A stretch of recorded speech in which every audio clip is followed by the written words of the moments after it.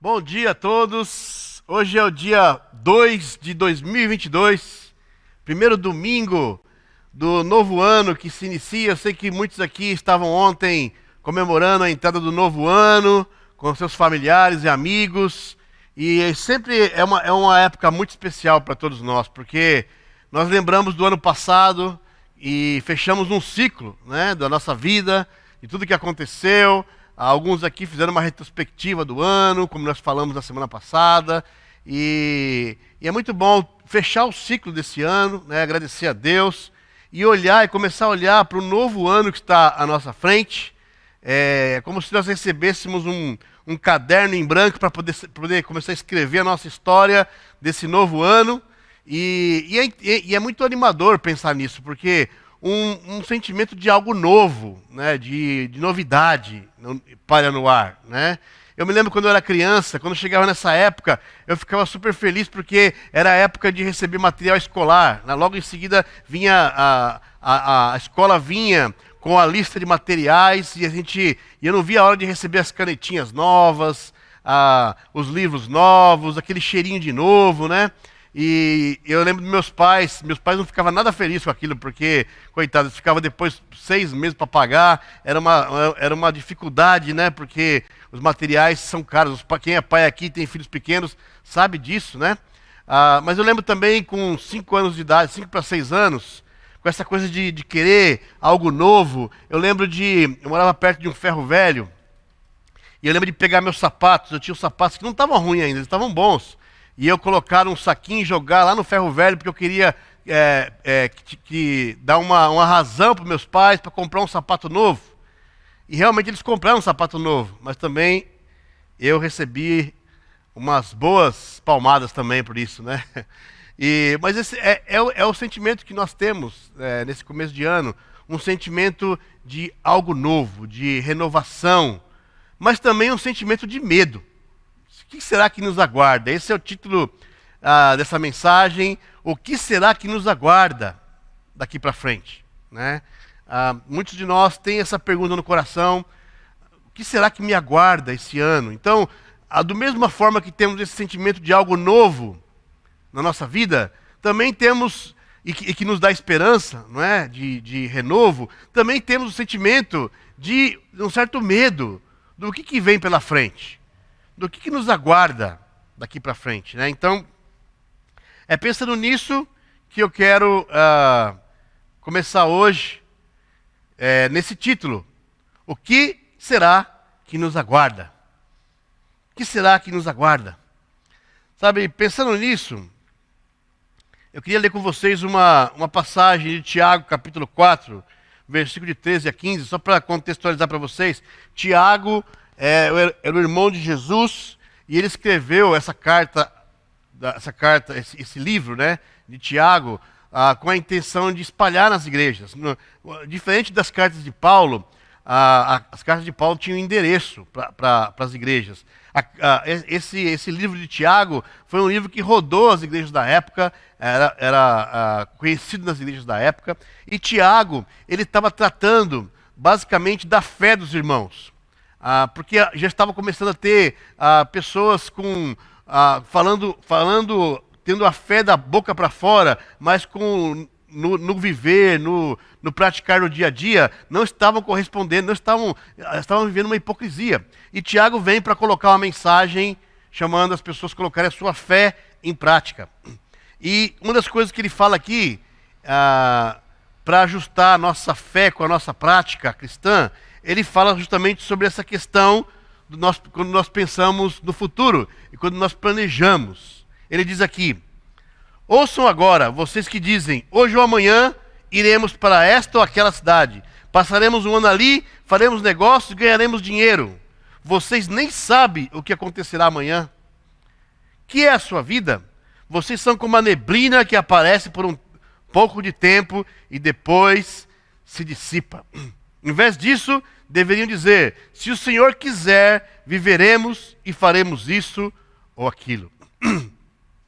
Sabe, os cristãos aqui estavam cheios de confiança de fazer isso e fazer aquilo, e havia uma tendência de não se colocar o coração ou os planos diante de Deus, acreditando que, sendo humildes, né? Porque a gente não sabe o dia de amanhã, essa é a verdade, né? E muitas vezes nós praticamos, vamos aqui na nossa vida, fazemos planos, que queremos planos para isso, planos para aquilo, e muitas vezes não paramos para pensar, ou deveríamos parar para pensar, puxa vida, se Deus quiser, isso vai acontecer. Se Deus permitir, isso vai acontecer. Porque a grande verdade é que nós não sabemos o que vai acontecer, o que nos aguarda, né? Também Salomão escreveu vários provérbios de sabedoria, e era um homem muito sábio pela sua experiência de vida. E um dos provérbios que nos ajuda nesse momento onde você está pensando agora em sentar para fazer planos, e eu aconselho você a fazer isso, né? É esse provérbio 16:3 que fala: consagre ao Senhor tudo o que você faz, e os seus planos serão bem-sucedidos. Ou seja, é o momento de fazermos planos. Nesse começo de ano, na semana passada nós falamos aqui sobre nós agradecermos a Deus, olharmos o copo e enxergarmos o copo meio cheio, né? De nós colocarmos nossa esperança em Deus e agradecer a Deus tudo que aconteceu pela nossa vida, embora tenhamos momentos difíceis também. Mas quando nós olhamos com fé, nós conseguimos olhar para o copo meio cheio, ao invés de meio vazio, né? E agora, essa semana, é uma semana que muitos sentam para fazer planos. Planos do que você quer conquistar materialmente esse ano. Planos do qual curso você vai fazer esse ano. Planos de qual viagem você vai ter. Planos de o que você vai adquirir, o que você vai conquistar esse ano. Planos de crescimento da sua vida e também planos espirituais, né? Eu e a minha esposa, sempre nesse começo de ano, nós tiramos um tempo para sentar e fazer esses planos. Sentar e desenhar num papel onde nós queremos chegar com a nossa vida de casados, onde nós queremos chegar com a nossa vida financeira, onde nós queremos chegar com a nossa família, com a nossa vida em família. Também pensamos em planos com a igreja. O que nós podemos fazer com a igreja? Quais atividades nós podemos fazer com a igreja? E pensarmos em planos, em diversos planos. Mas sempre, no final, nós colocamos diante de Deus e oramos: Senhor, faça a tua vontade e não a nossa. E eu confesso a você, é difícil isso, porque muitas vezes nós queremos que as coisas aconteçam do nosso jeito. Queremos que desenhar as coisas, que elas corram do nosso jeito. E nem sempre é assim. Mas quando a gente coloca o nosso coração e nossos planos diante de Deus, a gente confia que Deus, se aquilo não aconteceu, ou foi para um outro caminho, foi porque foi melhor. Porque Deus trabalha sempre para o bem daqueles que o amam, como nós vimos na semana passada, né? E talvez você esteja se perguntando: legal, eu quero fazer planos também, eu quero ter confiança de que esse ano vai ser melhor, e eu vou sentar e vou fazer planos, mas sempre o que acontece comigo é que eu começo a fazer planos, e eu começo janeiro animado, fevereiro animado, mas chega no meio do caminho, a gente vai desanimando, e o plano vai ficando engavetado, e as coisas vão indo meio acontecendo de forma natural, estilo deixa a vida me levar, né? E como que a gente pode fazer então para que nossos planos, para que a gente possa fazer planos, e a gente possa crescer nesses planos e irmos atrás desses planos sem desanimar no meio do caminho, né? Sem perder o objetivo no meio do caminho. É interessante porque quando nós vemos você vai ver na sociedade as pessoas, esse mês de janeiro e fevereiro são os meses que as pessoas mais planejam coisas, e vão lá e contratam cursos novos, academia. Muitas pessoas entram na academia em janeiro e fevereiro, mas vai chegando março e abril, as pessoas vão se evadindo, vão desistindo desses planos, e a coisa vai correndo de forma igual ao do ano passado, né? Como é que a gente pode fazer então para que o que vem pela frente, para que a gente possa entrar nesse espírito do que vem pela frente, com esperança e determinação, e ao mesmo tempo também lidar com o nosso medo, para que o medo não nos domine, para que a gente possa ter confiança de entrar nesse novo ano. E eu queria trazer para vocês a história, um exemplo do que nossos irmãos fizeram, numa situação parecida com essa que nós estamos vivendo hoje. Uma situação de novidade, de vida, uma situação de planos que viriam pela frente, de coisas diferentes, de coisas incertas que não sabiam que estava pela frente, como é o clima que nós estamos vivendo hoje, um clima de novidade do que vem pela frente, né? Que é a história dos nossos irmãos lá da igreja de Atos. E eu queria que você abrisse comigo em Atos 2, de 42 a 47. Vamos ler aqui juntos, depois eu vou dar um contexto para você do que estava acontecendo aqui. Diz assim: eles se dedicavam ao ensino dos apóstolos e à comunhão, ao partir do pão e às orações. Todos estavam cheios de temor e muitas maravilhas e sinais eram feitos pelos apóstolos. Os que criam mantinham-se unidos e tinham tudo em comum. Vendendo suas propriedades e bens, distribuíam a cada um conforme a sua necessidade. Todos os dias, continuava a reunir-se no pátio do templo. Partia o pão em casa e juntos participavam das refeições com alegria e sinceridade de coração, louvando a Deus e tendo a simpatia de todo o povo, e o Senhor lhes acrescentava diariamente os que iam sendo salvos. Aqui nós estamos vendo o acontecimento de novidade que estava se iniciando na vida desses discípulos. Para você entender o contexto aqui, Jesus tinha vindo, aí ele começou o ministério dele por 3 anos, ele saiu pregando, fazendo milagres, fazendo discípulos, foi condenado, foi injustiçado, foi preso numa cruz, foi pregado numa cruz, morreu, ressuscitou ao 3º dia. Depois ele apareceu aos discípulos várias vezes, e um pouco antes desse acontecimento, Jesus chama os 12 discípulos ali e dá a comissão para eles, fala: vão a todos os povos do mundo, façam que sejam meus seguidores, eu estarei com vocês todos os dias, até o final dos tempos. Ensine-os a obedecer a tudo que eu tenho mandado, ou seja, ajude-os a andar na minha palavra. E aí Jesus subiu aos céus, e ele foi aos céus, ascendeu na frente dos discípulos. E aí eles saíram meio, e agora, o que nós vamos fazer? E aí eles vão lá, eles começam a pensar, e aí aconteceu aqui, nessa época, uma festa chamada Pentecostes, e Pedro, que foi o discípulo que Jesus chamou para que tomasse a frente desse ministério, vai e começa a pregar o evangelho. Começa a pregar essa novidade de vida. E ele chega nesse dia, onde os judeus de várias regiões, você pode ver isso lá em Atos 2, no começo do capítulo, judeus vindo de várias regiões, estavam indo para essa festa de Pentecostes, para participar dessa festa e lá fazer a sua adoração a Deus. E ao chegar lá, Pedro reúne essas pessoas no pátio e prega a primeira pregação a respeito das boas novas de Jesus. E Pedro fala de Jesus, conta a história de Jesus, conta o propósito da vida de Jesus, conta que ele foi crucificado e morto por causa dos pecados daquelas pessoas que estavam lá, sendo que alguns nem estavam presentes nesse acontecimento. Ou seja, Pedro fala, esse Jesus que vocês crucificaram por causa do pecado, isso se estende até hoje para nós. Deus o fez Senhor e Messias. E aí o povo responde: irmãos, o que devemos fazer então?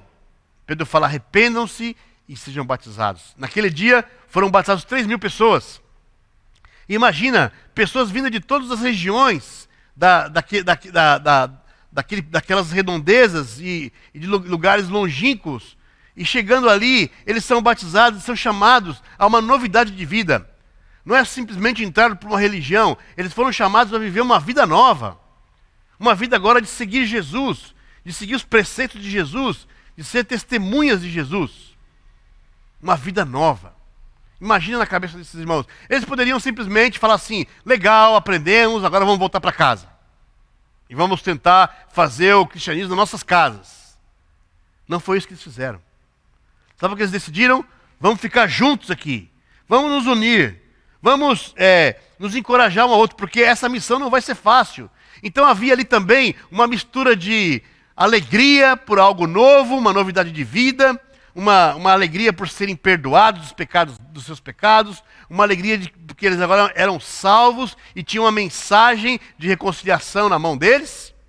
Por outro lado, havia o medo, porque o mestre, o cabeça, o fundador dessa novidade de vida foi crucificado. E havia agora uma perseguição instalada ali. Imagina o medo deles também. O medo também estava presente, uma alegria por ser salvo, por entender o evangelho, essas boas novas e poder vivê-las agora. Por outro lado, um medo do que viria. O que fazer então? Eles resolveram ficar juntos. Foi o que eles fizeram aqui, nesse trecho que nós lemos. Eles se uniram, eles resolveram juntar o dinheiro que eles tinham e ali dividir para ajudar, porque agora eles vieram de longe e tinham que ter as coisas básicas ali. Eles se uniram financeiramente, eles se uniram em amizade, eles se uniram para comer juntos, eles estavam ali com sinceridade de coração, com profundidade, eles estavam ali seguindo os ensinamentos dos apóstolos, eles estavam vivendo juntos. Para mim, essa é uma grande lição do que nós podemos fazer esse ano, diante dessa novidade de vida que nós temos, que é o Evangelho nas nossas vidas, e diante desse ano que nós temos para viver daqui para frente. Com essa alegria de algo novo e ao mesmo tempo com esse certo receio do que pode vir. Sabe o que eles decidiram? Eles decidiram viver em comunhão. A solução foi: vamos viver em comunhão. Vamos estar juntos. Vamos praticar essa novidade de vida juntos. Como eu falei, eles poderiam ter voltado cada um para sua casa, eles poderiam ter inventado um outro jeito. Eles decidiram a melhor maneira de nós nos fortalecermos, nós sonharmos juntos, enfrentar o medo, enfrentar as dificuldades, é estarmos juntos. Eles decidiram viver em comunhão. Então, a lição que nós aprendemos com a igreja primitiva, que serve de modelo para nós até hoje, é que o chamado ao cristianismo, o chamado a responder ao evangelho, às boas novas de Jesus, o chamado é para vivermos em comunhão. Então, se nós queremos trilhar esse ano que está pela frente, escrever a nossa história nesse caderno que está em branco, nós precisamos viver em comunhão. Em comunhão. E agora eu quero falar um pouco, especialmente com os membros dessa igreja. Sabe, irmãos, nós estamos vivendo há 2 anos assolados por essa pandemia. E essa pandemia nos obrigou a nos isolarmos. Por causa desse vírus, ficamos em casa, ficamos, de certa forma, não tivemos a oportunidade de estar unidos como irmãos, no convívio da igreja, fomos tolhidos de não poder nos encontrar pessoalmente, de não nos abraçar, de não ter a conversa tete a tete por muito tempo, viver uma certa, de certa forma, contramão do que o Evangelho propôs a esses discípulos. Contramão da comunhão. Por 2 anos. E isso tem um custo espiritual. Isso tem um custo espiritual para cada um de nós. Sabe, quando nós vivemos de uma forma mais egoísta, ou mais isolada, nós vamos perdendo algumas coisas que a gente adquiriu com a prática da comunhão. Vamos esfriando espiritualmente mais, porque a comunhão serve para isso, para a gente um animar o outro, um encorajar o outro, um ensinar o outro. Aprendemos com o exemplo do outro. Se eu tenho filho, acabei de ter um filho, o outro já tem filho mais velho, eu vou aprender a educar meu filho, vendo o exemplo do outro irmão ali, e a gente vai aprendendo e trocando, e encorajando. Alguns perderam entes queridos esse ano, e tinha a igreja e os irmãos para apoiar, para encorajar, mas começamos a ficar isolados. Então, o custo espiritual vem e tem vindo para nós. Alguns desses 2 últimos anos perderam a convicção de estar unido. deixamos espaço para o comodismo, para uma certa autossuficiência da vida cristã. E com isso, também um certo endurecimento dos nossos corações. E eu queria, nesse primeiro domingo do ano, chamar cada um de nós aqui, se você é membro dessa igreja, a você restaurar esse princípio da comunhão no seu coração. Se você já está fazendo isso, amém, meu irmão, vamos junto, mas pega um irmão aí do seu lado que não está fazendo isso, chama ele para a comunhão, porque foi para isso que Deus nos chamou, que é a única forma, é a forma que os cristãos desde o primeiro século, inspirados pelo Espírito Santo, encontraram de caminhar na vida atrás, esperando o dia que nós vamos ser redimidos por Jesus. Vamos para o céu. Ou seja, somos salvos sim pela graça de Deus, mas ainda não, porque estamos aqui nesse mundo. E a maneira como Deus desenhou para a gente poder estar juntos e chegando lá e perseverando é vivendo em comunhão. Como está a sua comunhão?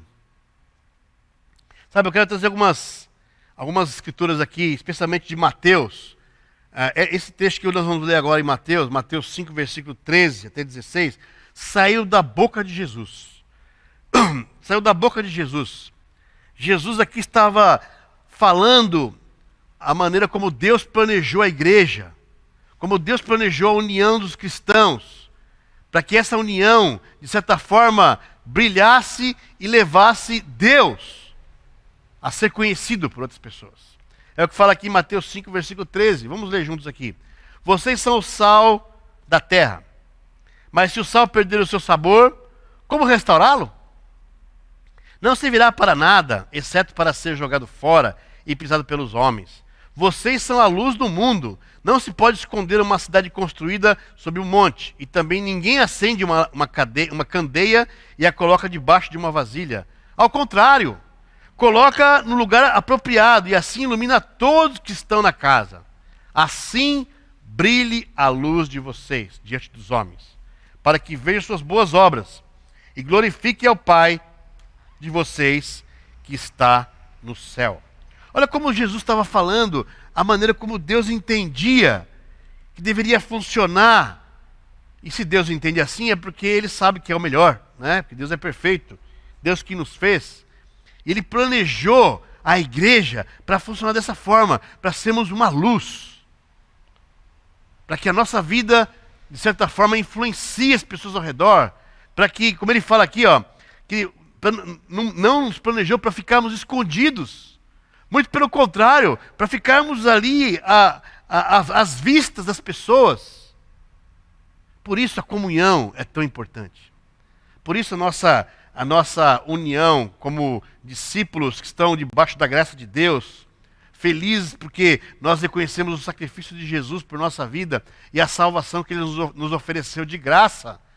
E nós vivemos a nossa vida aqui, cristã, em resposta a essa dádiva tão maravilhosa que nós recebemos. Então, esse é o plano de Deus, para que nós, unidos como comunidade, sejamos luz. E você, eventualmente, vai estar no teu trabalho, você é chamado a ser luz lá. Na escola, a ser luz, aonde você estiver. Mas às vezes nós não estamos tão animados assim para ser luz. Aí a comunhão entra. Aí você vem para o grupo onde você está praticando a comunhão. E aí você recebe encorajamento para você continuar brilhando. É como se a comunhão fosse um carregador, onde você carrega suas baterias espirituais para você continuar a caminhada nesse mundo, no meio desse mundo, sendo luz para as pessoas. Para que as pessoas vejam a sua vida, ou olhem para a igreja e queiram dar glórias ao Pai. E você que está nos assistindo, nós queremos convidar você a vir aqui, a estar conosco presencialmente, para você ver essa comunhão, para você fazer parte dessa comunhão também, para você nos ajudar a construir essa igreja e ser uma igreja cada vez mais testemunha de Jesus aqui nessa terra. Outro trecho que me anima muito, pensar nesse plano de Deus, para nos ajudar a sonhar com esse ano, né? a lidar com o medo que muitas vezes bate no nosso coração e ao mesmo tempo temos fé, é a oração de Jesus em João 17. Antes dele partir, Jesus expressa na oração dele ao Pai um desejo do coração dele. Ele fala aqui, ó, no versículo 17, no capítulo 17, no versículo 20, ele diz: minha oração não é apenas por eles, ou seja, pelos 12. Rogo também por aqueles que crerão em mim por meio da mensagem deles, dos discípulos, né? Para que todos sejam um. Pai, como tu estás em mim e eu em ti, que eles também estejam em nós, para que o mundo creia que tu me enviaste. Deis a glória que me deste, para que eles sejam um, assim como nós somos um, eu neles e tu em mim, que eles sejam levados à plena unidade, para que o mundo saiba que tu me enviaste e os amaste como igualmente me amaste. Sabe o que Jesus estava falando aqui? Ele estava falando que para as pessoas conhecerem a Deus, para as pessoas reconhecerem a Deus, elas precisam ver pessoas que estão respondendo ao Evangelho, estão ali unidas. A questão toda é união. Em 2022, a palavra para nós aqui como cristãos é união. União, estarmos juntos aqui, cada domingo, celebrando a nossa união e louvando a Deus. União em cada reunião de igreja em casa, onde você vai estar lá com o seu grupo pequeno, com o desejo de amar seus irmãos lá. União nas relações que nós temos uns com os outros, onde muitas vezes vamos ter coisas para resolver. Eu costumo falar aqui do exemplo do porco-espinho, né? O porco-espinho é todo espinhoso, mas quando eles estão ali com frio, eles se juntam um perto do outro, porque eles precisam se aquecer, senão eles morrem de frio. Mas aí uma mexida em falso, um sentimento de estranheza, vai ter, eles vão se espetar, mas o objetivo maior é não morrer, então eles se juntam ali. E muitas vezes nossos relacionamentos são assim, nós somos aqui pessoas que têm pensamentos diferentes, ideias diferentes, personalidades diferentes, fundos diferentes, criação diferente, um monte de coisas diferentes. E nós vamos conviver juntos, o chamado de Jesus é para vivermos juntos, em comunhão. Então nós vamos precisar sentar, nós vamos precisar resolver questões, vamos precisar perdoar uns aos outros, vamos precisar nos unir, vamos precisar ceder muitas vezes para que essa união aconteça. Irmãos, como está o seu coração de união? Você está magoado com alguém na igreja? Na sua igreja em casa? Eu quero chamar você a sentar, resolve esse coração, busca ajuda, mas nós precisamos estar unidos, porque Jesus estava rogando aqui, antes de ir para a cruz, há mais de 2000 anos, orando por você, por mim, para que nós tivéssemos união. Ele fala,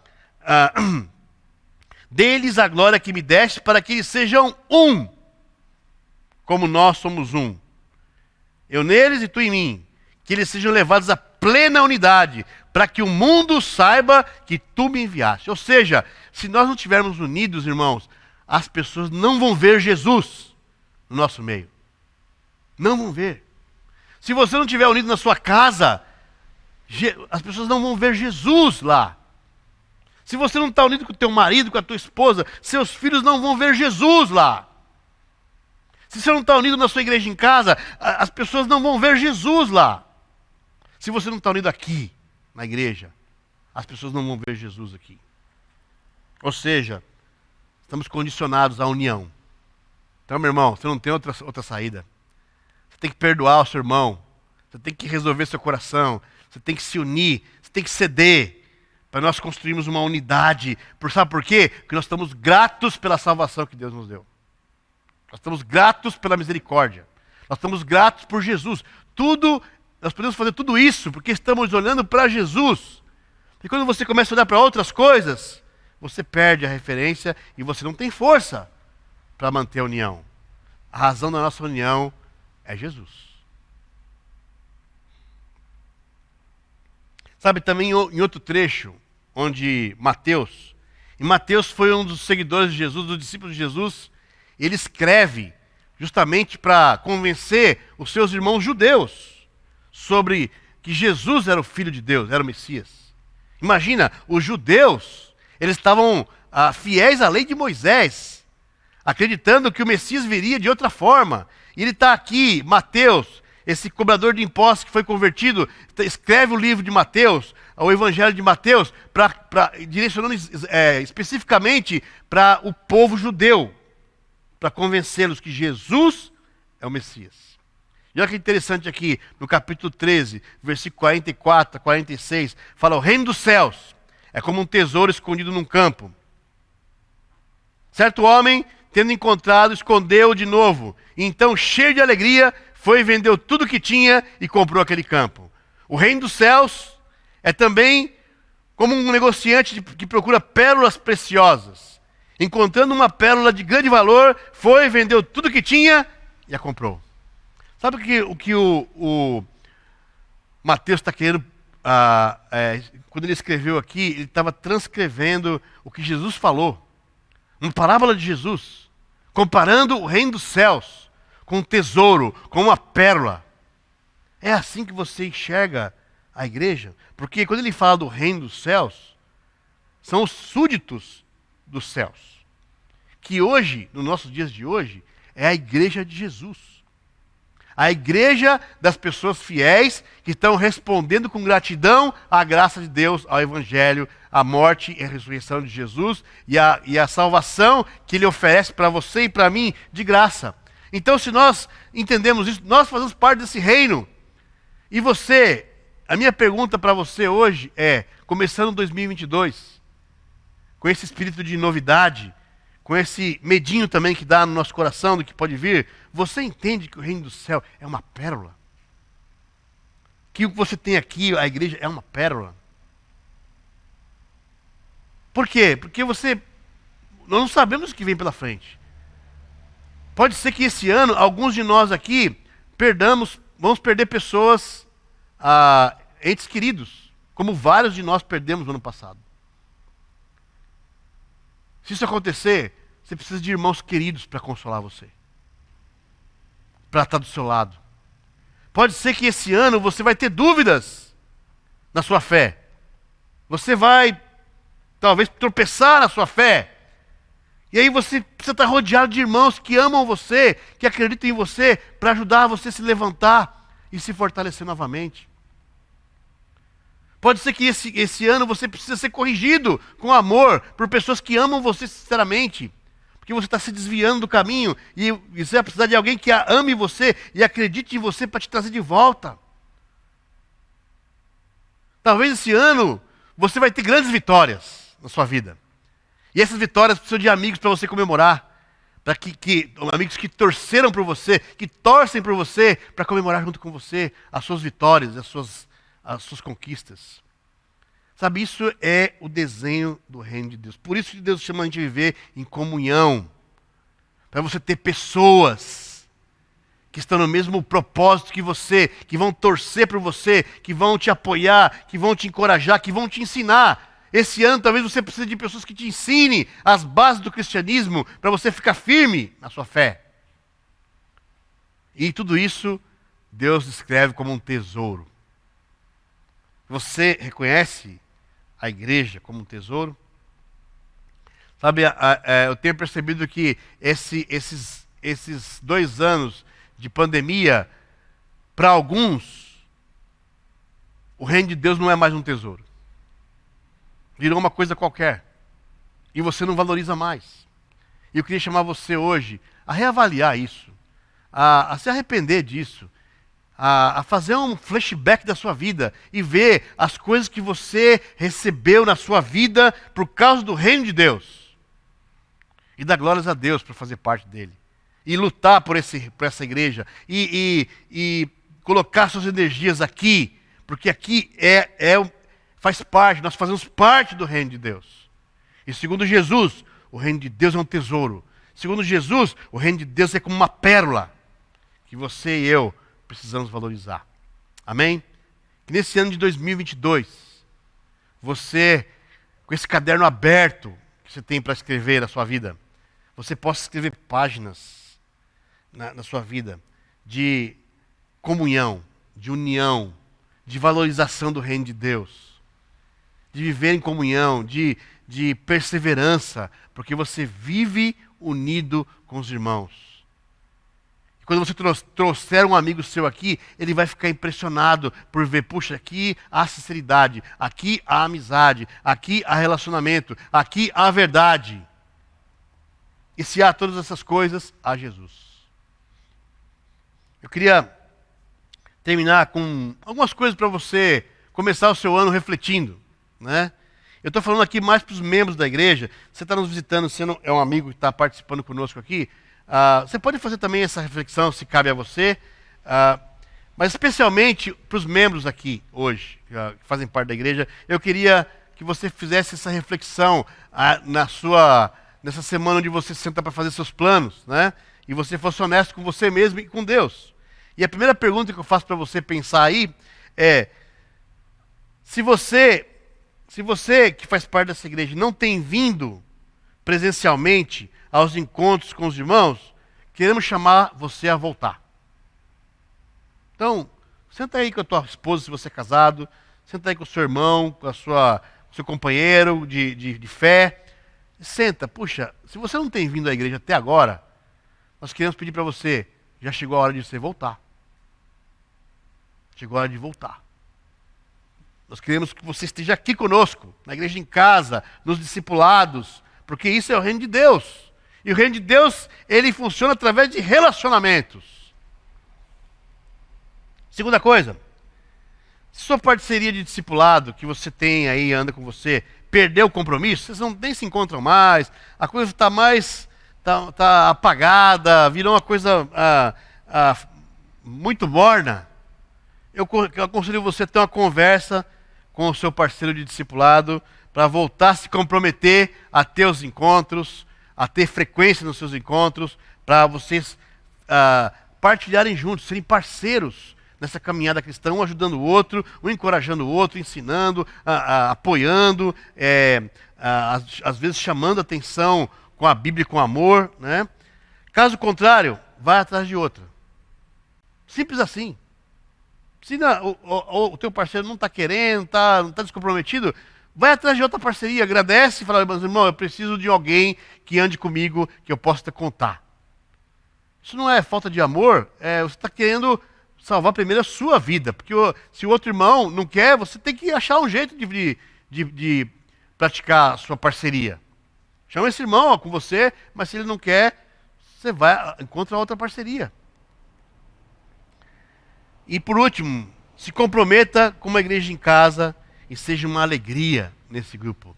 Nossa igreja funciona, irmãos, através das igrejas em casa, dos grupos pequenos. E se você está descomprometido, está desligado de um grupo pequeno, eu quero chamar você, nesse ano de 2022, a partir de agora, você se conectar com uma igreja de casa de verdade e andar em comunhão com essa igreja, porque na hora que os vendavais, a hora que o barco for sacudido, você precisa de ter irmãos com você para ajudar você a olhar para Jesus e manter sua fé. Então, reflita nessas 3 perguntas, essas 3 questões aqui e tome decisões. Se você já está fazendo isso, amém, meu irmão. Você está unido, chama o teu irmão que não está aí tão unido quanto você a estar com você, para nós refletirmos juntos aqui a glória de Deus. Amém? Eu desejo do fundo do meu coração que 2022 seja um ano incrível para todos nós, um ano com muita saúde, com muita fé, com muita dedicação, que a gente possa brilhar muito aqui com a nossa igreja, que Deus abençoe nossas famílias, em todas as áreas da saúde, financeiramente, que nossos filhos cresçam, tenham um ano de vitórias para todos nós, e que Deus nos dê saúde. Só chegar aqui, nesse primeiro dia do ano, você está me ouvindo, já é um grande milagre, significa que você está vivo.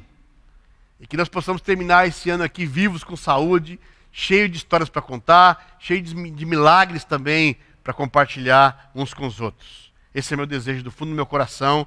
Eu queria orar com vocês. Pai, muito obrigado, Deus, pela misericórdia do Senhor, Pai, para nossas vidas. Que chegamos aqui, Deus, nesse primeiro domingo do ano, com esse espírito de novidade pela frente, Deus, ao mesmo tempo com um certo medo do que pode nos acontecer. Essa pergunta nos nossos corações: o que será que esse ano nos aguarda? Sabemos que nós não conseguimos prever o futuro, Deus. O Senhor não nos capacitou com com esse tipo de discernimento, porque o Senhor sabe o melhor para nós. Mas muito obrigado porque podemos ter fé, podemos confiar no Senhor, Pai, e podemos também valorizar esse presente maravilhoso que o Senhor nos deu, que é a igreja, que é o povo do Senhor aqui na terra, que é o teu reino aqui na terra, que o Senhor mesmo, através de Jesus, qualificou como sendo um tesouro, pérola preciosa, Deus. A minha oração é que cada um que faz parte dessa igreja vai valorizar essa igreja. E a minha oração é para que os que estão aqui acompanhando já, os que acompanharam o ano passado, que ainda não fazem parte dessa igreja, que vão querer fazer parte dessa igreja, Deus. Traz as pessoas, dá coragem para elas saírem de casa, afasta o medo excessivo, Deus, para que as pessoas possam estar juntas, possam desfrutar desse calor humano, Pai, desse convívio, onde nós vamos praticar o amor cristão. Por favor, Pai, muito obrigado, abençoe esse ano nas nossas vidas. É isso que eu oro grato, em nome de Jesus. Amém. Deus abençoe a todos e um feliz ano novo para todos vocês. Amém.